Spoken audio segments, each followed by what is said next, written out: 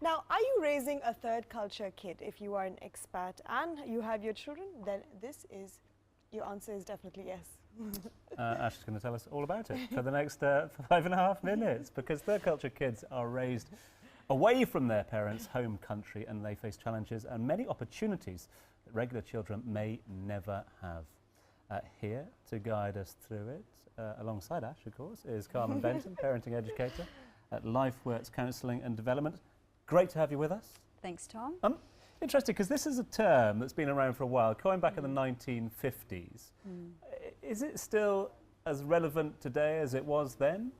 Yeah, what happens with the term is it starts to take on more groups. When it was very initially thought of, it was really for more military-based children or the embassy children, and now, as we know, it's almost a way of life for just many families. It's stretched as a term more than anything.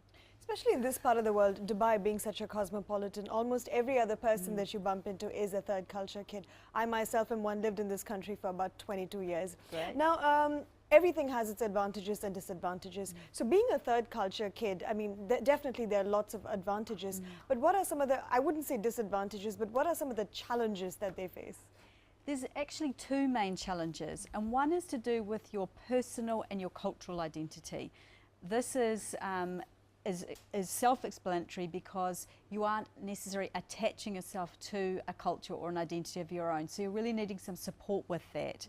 The second one, which is misunderstood by many people, is about unresolved grief, because it's a very mobile, transient community, so that even though you yourself might have stayed like yourself for all these years here, many people were coming and going around you. So it was, for some, a very mobile lifestyle, moving themselves, and for others, they experience lots of mobility around them. So unresolved grief. Two topics that I just want to bring also on this sort of subject as well. Talking to people that are third culture kids and ATCKs as well, adult third cultural kids as well, saying two things that really struck home for them was the culture shock when they went back to their home of origin, if you like, but also that sense of belonging. Are those normal traits to? They say that actual repatriation, or to go back to your home country, can be more challenging than, say, moving to a completely new country and starting over again, going back into what you would have wanted it to still be like, maybe seeing all the changes that have happened, or worse, no changes have happened. But definitely that sense of culture shock is a very real experience for many people living in Dubai, and they're just not used to it. They're not really understanding what's going on. That sense of not belonging and people yearning for it is something that can prevent people from really arriving, turning up and being present in their life here. Some people can almost put their life on hold because it's very temporary.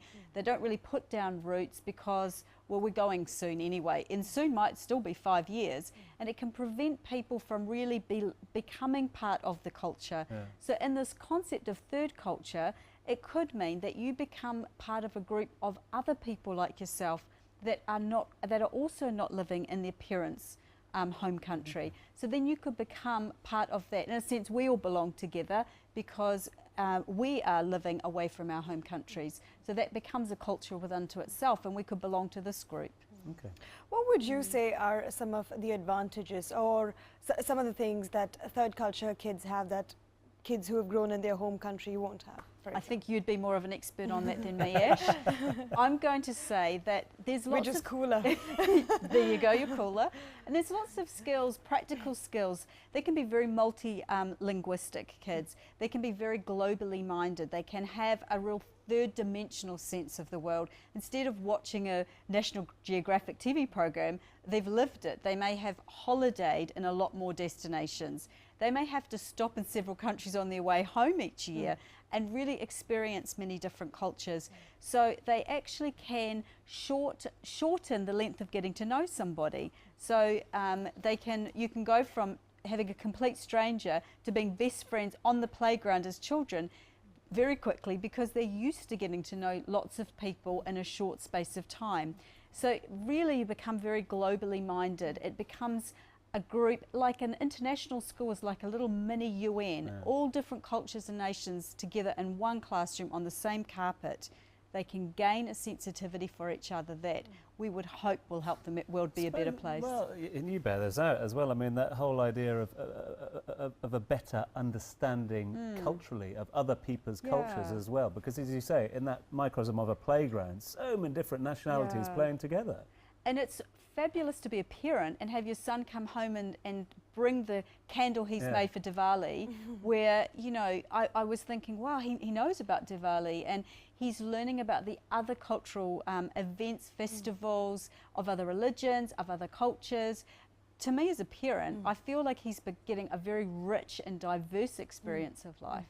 I mean, of course, cultural sensitivity, open-mindedness, adaptability. Another aspect about being a third culture kid is sometimes a bit of loyalty confusion, because I love Dubai, this is definitely home for me, but I'm also very patriotic about my country and, you know, my culture. So what about that, when that little confusion comes in between? You know, that's a very fair statement of what you've said, that mixed loyalties. And I think it's a very relevant thing for those of us parenting third culture kids to be aware of.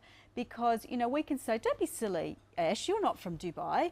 And in actual fact, you can say, but this is where I feel I belong. And so instead of minimizing that for our children, we could allow them to actually belong to Dubai, belong to the host country, belong to their parents' home country. It gives them more of a sense of belonging. We are all yearning to belong. That confusion for loyalty was borne out by a question I asked my 6-year-old a little earlier when I knew this was a topic we were going to discuss today. I said, where are you from? He said, I'm half English, I'm half Scottish, and I'm half Dubai as well. Three halves, I like it. There is an element of confusion there, isn't there, at the moment? Listen, it'd be good to get your thoughts as well. Send us your memories, if you're a TCK or an ATCK as well. Put them up on our Facebook page, facebook.com/Studio One Live, where you can also find links to Carmen as well. Thanks for being with us. Thanks, Tom. Thanks, Ash.